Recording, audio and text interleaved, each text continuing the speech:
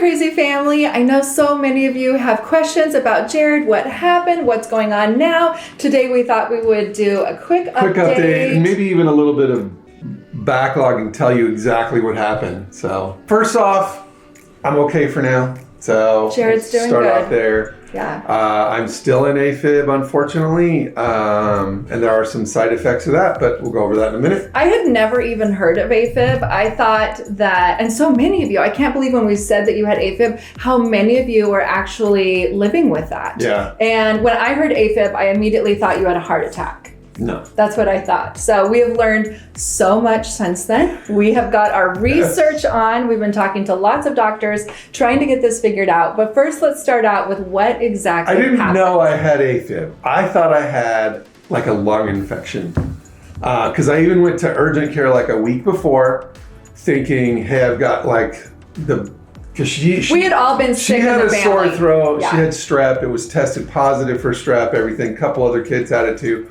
So I was like, oh, I have a little bit of a sore throat. I'll be fine. And I just kind of blew it off a little bit.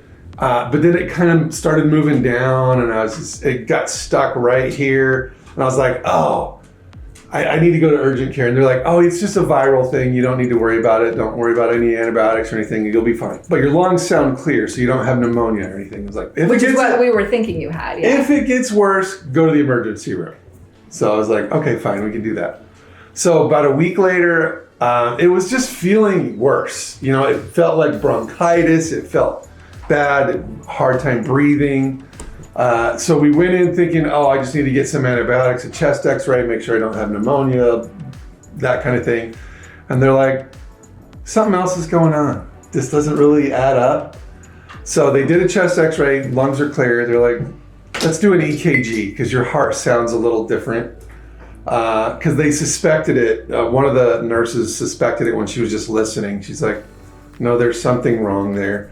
So we did the EKG and they're like, you definitely have AFib. Your heart rate's like 160, which it didn't feel like it was 160. When you're running, he was just laying in the bed, yeah.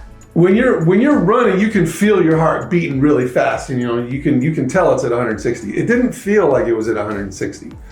So it was really, really odd. So from there, that's when they're like, okay, let's find you a bed. Right, at another hospital. Yeah, because the hospital that we went to a hospital, but it was a smaller hospital, and they just didn't have like heart doctors there. No cardiology. So we waited for 2 hours for them to find a hospital bed somewhere that had heart doctors. Yeah, because there's like nothing available right now. There's the whole respiratory thing going around. Yeah. It's affecting a whole bunch of people that are like snowbirds, which are people that are visiting from out of state, things like that. Yeah, here where we live, it's such nice weather during the winter that everybody escapes the snow and comes here. But so anyway, so they had to wait till they got him stable. They had to get his heart rate down. They gave him different shots. He had a lot of IVs and a lot of stuff going on that they were doing. Chest x-rays, all sorts of stuff. Yeah, I was a pin cushion, so I've got bruises all over. He does. Because it was like IV here, IV here, IV here, like 3 IVs. Then these were blood draws. They were doing blood draws every 6 hours. Yeah. So anyway, so they took him by ambulance to another hospital. That hospital was not much bigger, so we were surprised. Yeah. And there we were excited to get just help, because they thought, so once you go into AFib, within, I think it's 24 to 48 hours, if you catch that, they can get you back out of it, I guess. Yeah. Or that's like the time. But we actually don't know how long Jared has had this. We don't. I could have had it for a long time and not known. And it just got bad the last couple of days. So I don't know. So anyway, we had a cardiologist come in. He said, we're going to go ahead and shock your heart. We're going to see if we can get it right back on, the rhythm that it needs to be. And then we never saw him after that. Yeah, he just disappeared. He just disappeared. I guess they were still trying to thin out my blood, giving me blood thinners and things like that. They couldn't get his blood to ensure there's no clotting. Sorry, I know this is like really detailed, everything that happened. But anyway, so then we had another cardiologist come in, and we were like, I thought we were going to get his heart shocked and see if we can get it back on the right rhythm. And that cardiologist was like, if we did that here, we don't have the staff that, like, if something goes wrong, to like save you. So we're like, let's not do that here. So we're glad that the first doctor, we actually didn't get that done because they didn't have the staff. So anyway, so then after a few days of being in the hospital, Jared was released. Yes. And still an AFib. Still an AFib today. Still, yeah. So then we didn't like either cardiologist, so we ended up going to another cardiologist. He seemed good, but he gave Jared 2 new medications. So he's already on 2 other ones. They gave him 2 new ones that is like a 50-50 chance of taking him out of AFib. Well, then the pharmacy wouldn't give us the medicine because they said that there's an interaction. Yes. So then we had to wait days to get this figured out. Yes. Can he take these 2 safely? Are we making the right choice? Are we going to the right cardiologist? So then we decide, so this is a long story, but our primary doctor doesn't take our insurance anymore. So we had to find a new primary doctor in the middle of all this. We went to one, and it was the worst one ever. The office was bad. In I was like, what? I don't understand how terrible this is. And we walked in, the whole office smelled like a diaper. It was so we've had the hardest time trying to find a new doctor, only to find out that letter got sent to us by mistake, and our old doctor that we had, our primary, does still take our insurance. So okay, let's just go back to him. So now we're back to him, finding another cardiologist so we can have a second opinion. It's been crazy. It's been a little crazy. We've learned a lot about so that was my next note, is how has life changed for us? I know so many of you had so many questions. I'm going to try to get to as many as we can really quick. But how has life changed? Well, for me, it's changed a lot. Drastically.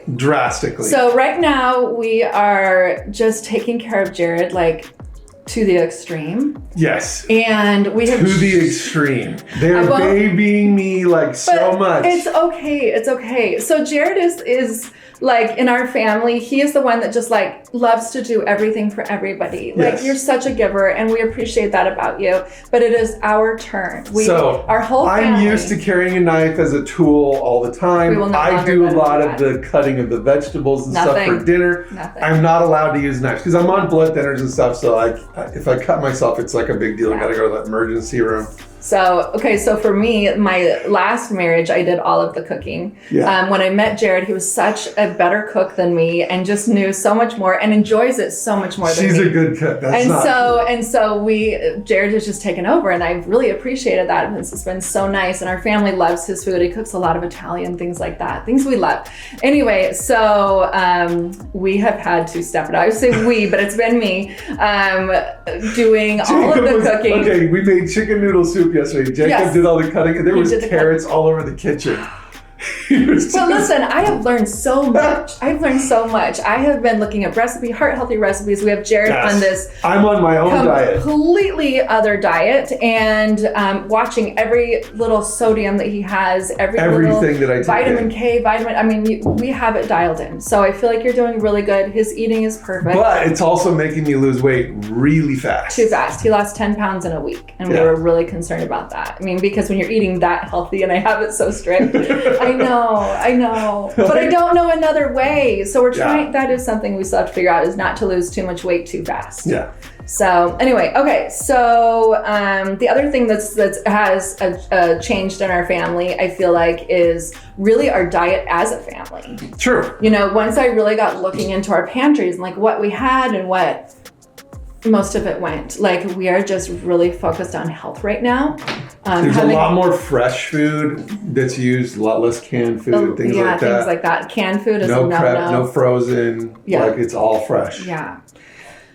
Which our kids are actually enjoying, which surprised me. Yeah. Yeah. So anyway.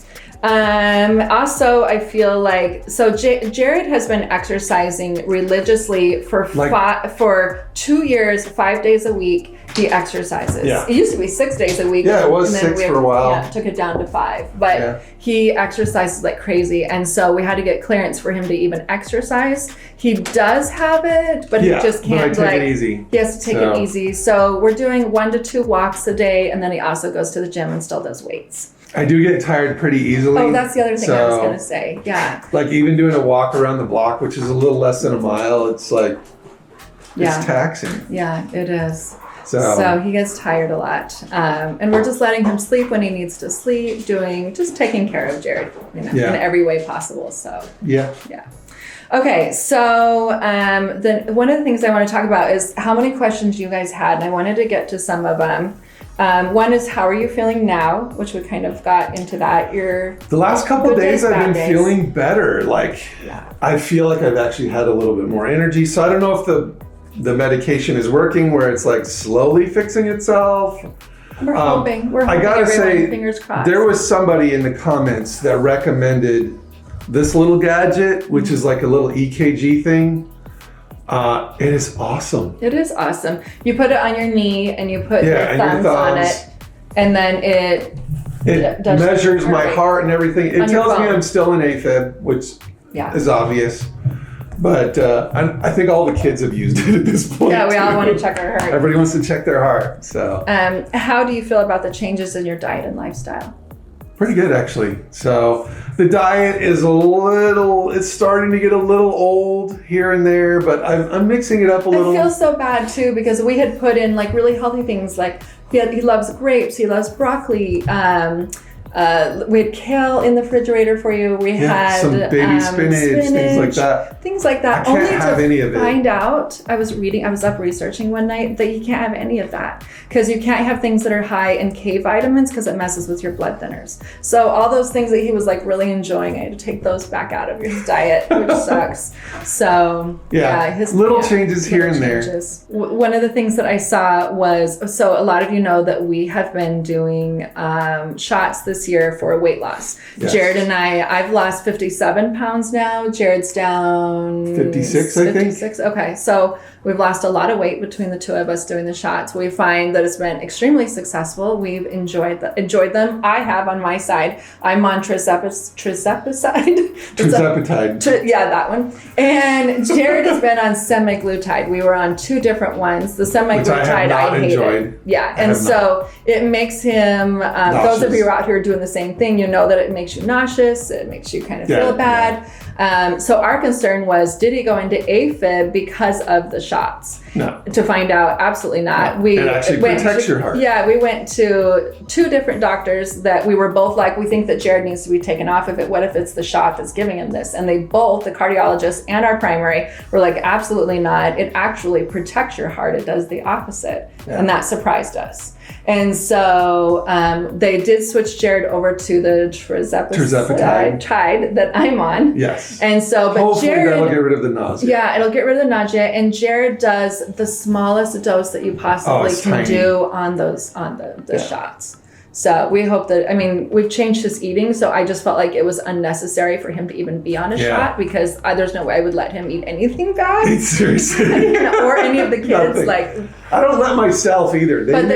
They make cookies or cakes or anything, we just nothing. Don't. Yeah, Zero. We haven't even had that. I don't Zero. know why you say that. No sugar, nothing. Yeah. Well, they made sugar cookies the other day. Oh, they did, those little. But I'm like, no, I don't. No We're desire trying not to even have whatsoever. any of that in there, so it's in our diet, so it's not like tempting for you. Yeah. So anyway, it's not tempting. It's not tempting. It's really not tempting. So so he is still in the shot. We feel like I guess it protects your heart, so we're going to continue on with that.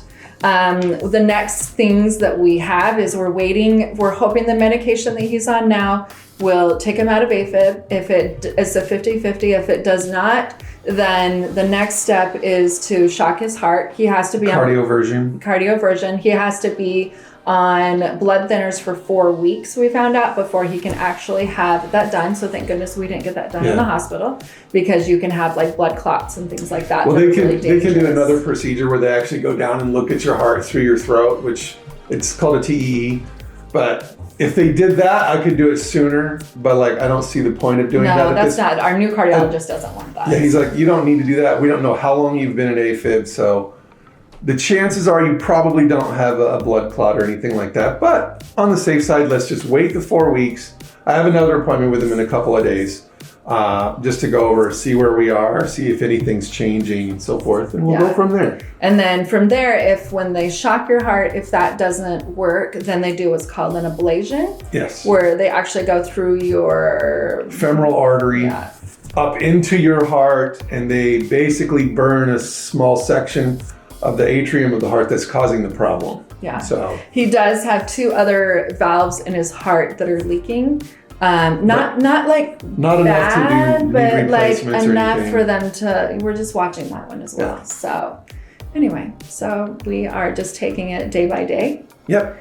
And taking care of Jared best that we can. We're apologize. We know that everyone wanted an update sooner, but I actually just couldn't make it through. Bishop and I tried. I think this has been harder on Shelly And- than on me.